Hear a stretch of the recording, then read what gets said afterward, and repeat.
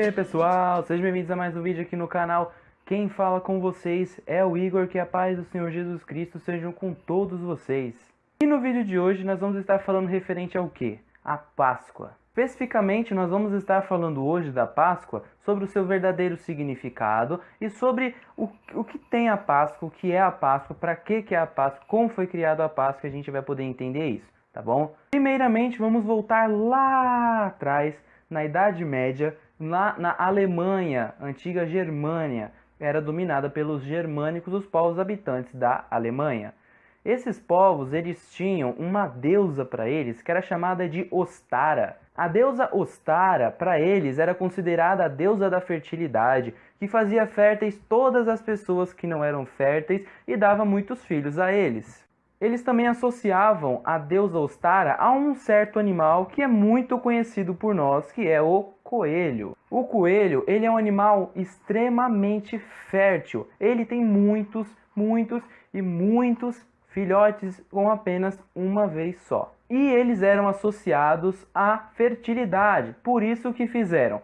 Colocaram o coelho como símbolo da deusa Ostara, a deusa considerada fértil para eles. E algo muito curioso para eles, os bárbaros, seria referente que lá na região deles é inverno. Quando acaba o inverno, inicia-se a primavera, a mesma época que é o início da Páscoa. Lá no hemisfério norte é a primavera. E os coelhos são os primeiros animais a saírem de seus habitats ao fim do inverno. E aí o que eles fazem? Eles fazem a caça aos coelhos e a caça aos ovos. Tudo começou com uma lenda onde uma mulher escondeu alguns ovos pelo seu jardim, pintados, no caso ovos de galinha, pois coelhos não dão ovos, os filhotes de coelho não nascem através de ovos, e isso acontecia muito. Principalmente as mães que pegavam ovos de galinha e pintavam. Mas por que surgiu esse negócio de pintar ovo de galinha? Era um costume que eles tinham muito de fazer isso. E o que eles fizeram? Eles vieram de uma lenda. A lenda onde essa moça, ela pega e faz isso. Porque os filhos delas um dia viram uns coelhos pegando alguns ovos e distribuindo presentes para essas crianças. Então elas acabaram associando, é uma lenda. O verdadeiro motivo pelo qual eles faziam isso ainda é desconhecido. Logo, o que aconteceu? A expansão do cristianismo. Nós sabemos que logo após Jesus Cristo ascender aos céus, os discípulos saíram pelo mundo e pregaram como Jesus disse em Marcos 16, e versículo 15. E com isso, o pensamento cristão começou a entrar para os bárbaros, começou a entrar lá na Germânia, para os germanos, os povos germanos. E eles começaram a adquirir todos os costumes cristãos, principalmente a Páscoa, certo? E aí eles associaram o coelho da Páscoa à época de Páscoa, pois é a mesma época deles que tem esse evento do coelho, a mesma época que é comemorada a Páscoa para os cristãos. E logo eles adquiriram isso para eles também associaram as duas coisas. E eles comemoram a Páscoa junto com esse negócio que eles criaram do coelho. Logo no século XVIII, eles vêm aqui para a América, desembarcam nos Estados Unidos e lá eles começam a mesma prática que acaba viralizando em muitos países, adequam a isso, né?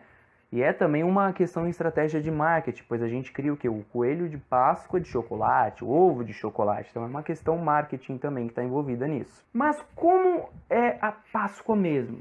A Páscoa nós sabemos que não é o coelho, pois o coelho é um evento que foi assimilado à Páscoa. O que significaria a verdadeira Páscoa? Para isso, nós vamos ter que voltar lá no Velho Testamento, lá no livro de Êxodo. No livro de Êxodo, uma coisa que nós temos conhecimento é sobre a libertação do povo de Israel, que estava sendo escravo no Egito por 400 anos, que foi liberto onde Deus usou a vida de um seu servo chamado Moisés.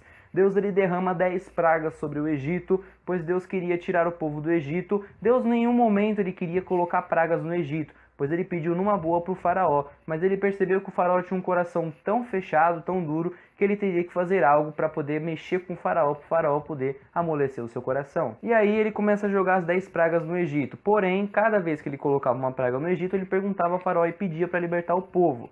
e o faraó sempre se negava. Então o povo sofria. Quem sabe com o sofrimento de seu povo, o faraó poderia se tocar e mesmo assim ele foi duro de coração. Então o que acontece? Deus ele coloca a última praga. A última praga é onde Deus enviaria um espírito, onde esse espírito passaria por algumas casas no Egito levando os primogênitos, os primogênitos, no caso o filho mais velho ou a filha mais velha, ele levaria consigo, ou seja, morreriam. Mas para evitar que isso acontecesse, Deus usa a vida de Moisés para falar com o povo e direcionar como o povo teria que fazer para que não acontecesse isso com eles, tá? Porque assim, todas as pragas, todos os castigos que Deus joga, os 9 anteriores, afetam os egípcios. Só que esse afeta principalmente a todo mundo. Ou seja, não era apenas os egípcios que iriam sofrer com isso, era qualquer pessoa habitante do Egito, principalmente israelitas. E o que eles tiveram que fazer? Eles tiveram que pegar um cordeiro imaculado, cordeiro sem mancha, sem nada, e com esse cordeiro eles teriam que sacrificar esse cordeiro, pegar o sangue desse cordeiro e passar nos umbrais da porta, que são os cantos da porta. Passar o sangue desse cordeiro nos umbrais da porta, ficar com a sua família lá dentro, calado, quieto, e ninguém sair da casa. Era isso que eles deviam fazer. E aí o anjo, no caso o espírito, ele passaria, né? Desculpa, não estou lembrado agora se é um anjo ou se é um espírito, mas ele passaria pelo Egito e levaria com ele todos os primogênitos.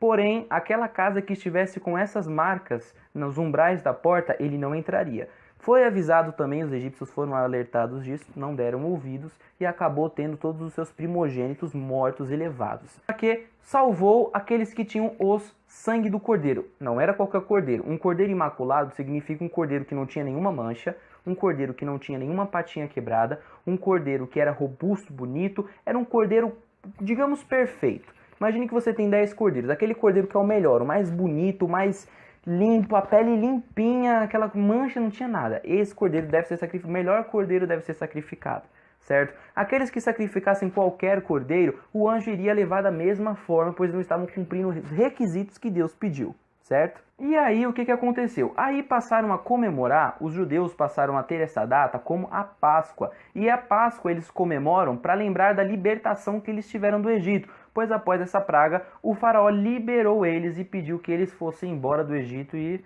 a gente conhece a história. Então eles têm isso com eles, certo? Mas o que a Páscoa se tornou após a ressurreição de Jesus Cristo?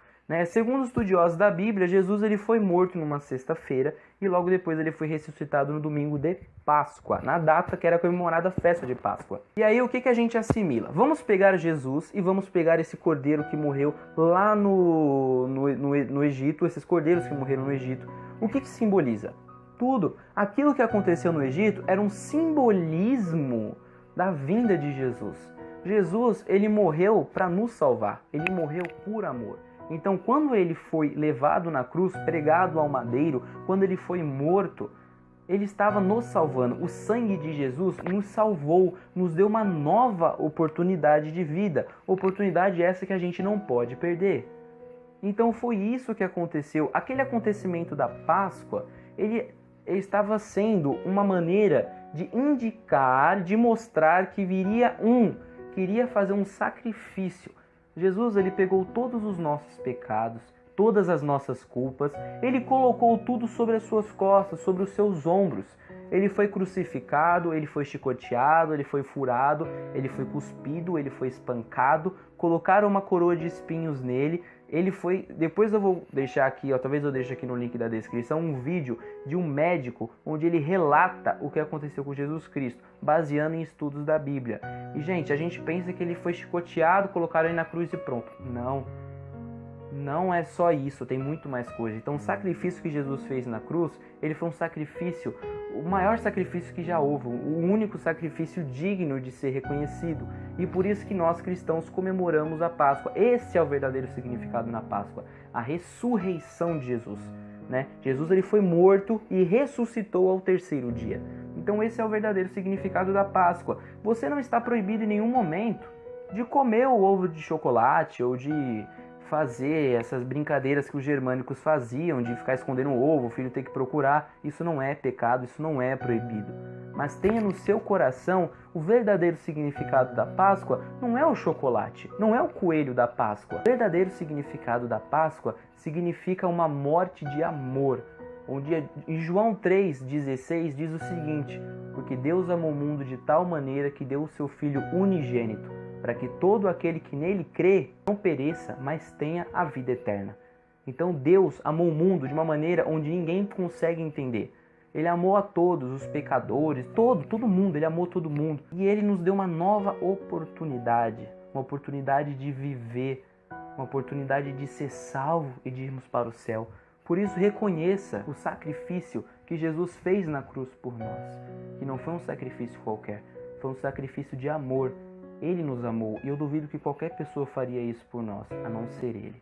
Deixe o seu like, se inscreve no canal, compartilhe o vídeo com seus amigos. O link das nossas redes sociais estão aqui na descrição, nosso Instagram, nosso Facebook, nossa página no Facebook está maravilhosa. Sigam nossa página no Facebook, deixe o seu gostei e manda o vídeo para os amigos, certo? Vocês estão vendo que temos intro, temos uma música, o canal está evoluindo e só tem a evoluir mais. Lembrando a todos que toda honra, glória e louvor sejam dados a Deus Pai, Filho e Espírito Santo. Amém? Dúvida nos comentários e até o próximo vídeo, galera.